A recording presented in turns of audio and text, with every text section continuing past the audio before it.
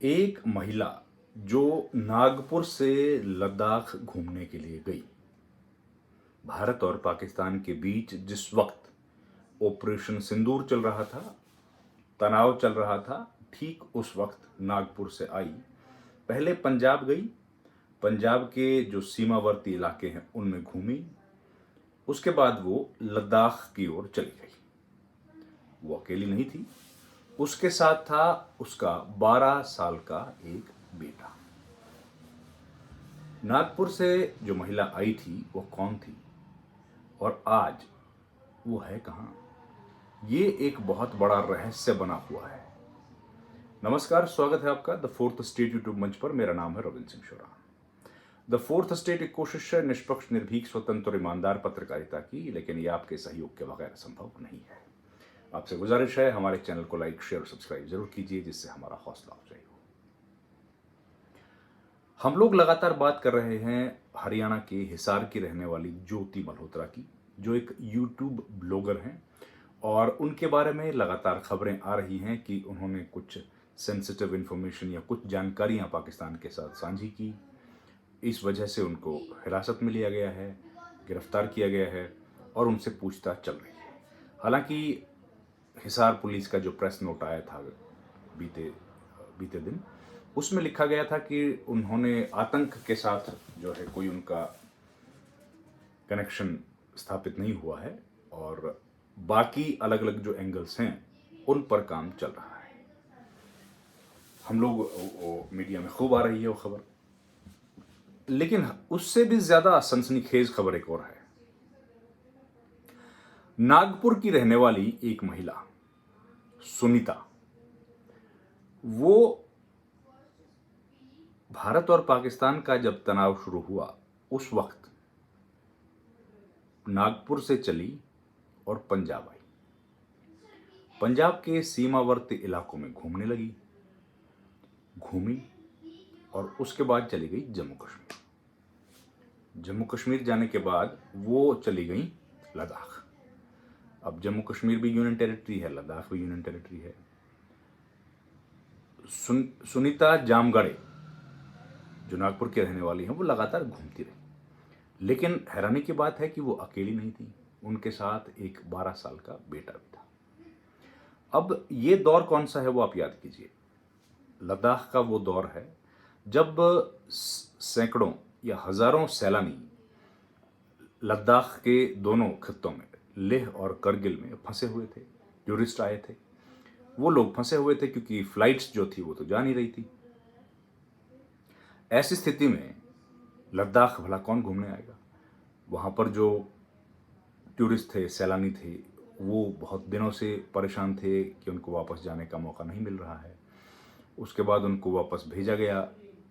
बड़ी तकलीफ़ें आई क्योंकि देखिए, सबसे जो मुख्य रास्ता है वो हवाई जहाज़ का ही है लद्दाख जाने का, पहाड़ी इलाका है। और ऐसी स्थिति में अगर वो कोई व्यक्ति जो वहाँ फंसा है और उनकी स्थिति सारे देश को पता थी कि लेह में या करगिल में भी लोग फंसे हुए हैं और वापस जाना चाहते हैं, लद्दाख के लोगों ने उनके लिए अपने घर खोल दिए थे, उनके लिए रेस्ट हाउसेज फ्री में सारी सुविधाएं दी थी। वो लद्दाख के लोगों का बड़प्पन है, महानता है उनकी। लेकिन उस दौर में कोई व्यक्ति लद्दाख जाएगा और वो भी अपने बच्चे के साथ, 12 साल का बेटा। खैर, सुनीता वहां पर गई और लद्दाख के करगिल में वो 9 तारीख को पहुंच गई, 9 मई को पहुंची। उस समय आपको पता है क्या हालत थी, लगातार गोलीबारी चल रही थी और वो वहां पर पहुंच गई। करगिल के हुंदरवन गांव के एक होटल में वो जाके रुकी। हुंदरवन एक गांव है। भारत पाकिस्तान के बीच सीज फायर का ऐलान के बाद वह बॉर्डर इलाके में नजर आई। उसके बाद सीज फायर की घोषणा हो गई। तो वो जो हुंदरवन गांव है उसमें एक होटल बना हुआ है। उस होटल में वो रात को रुकी अपने बेटे के साथ और सवेरे वो घूमने के इरादे से निकल गई।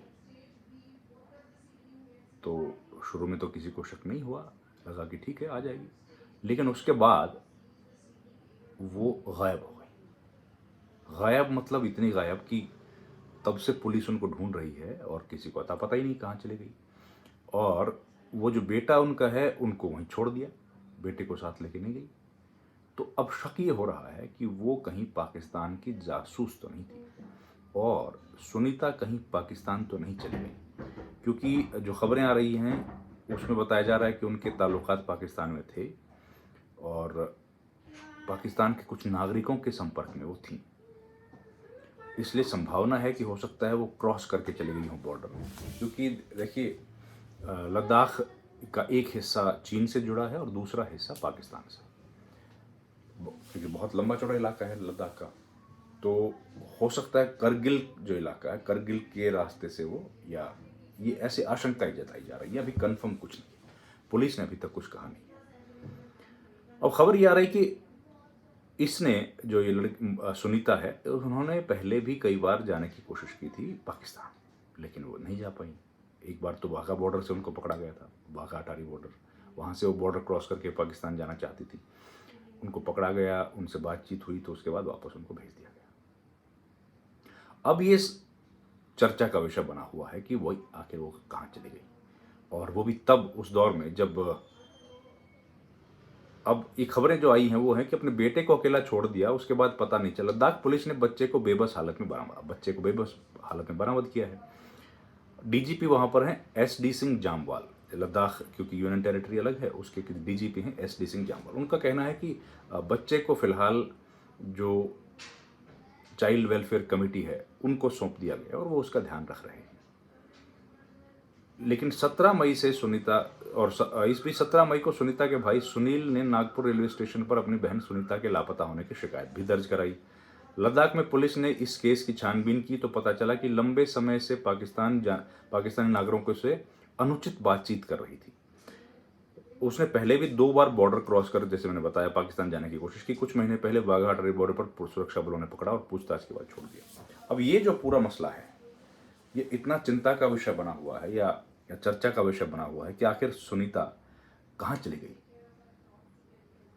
और उस पर अभी तक क्या अपडेट है। क्योंकि अगर वो पाकिस्तान चली गई है तो जाहिर है हिंदुस्तान के पास जो अपडेट कैसे होगा, वो तो फोन को ट्रैक करके कुछ शायद जानकारी मिल सकती है।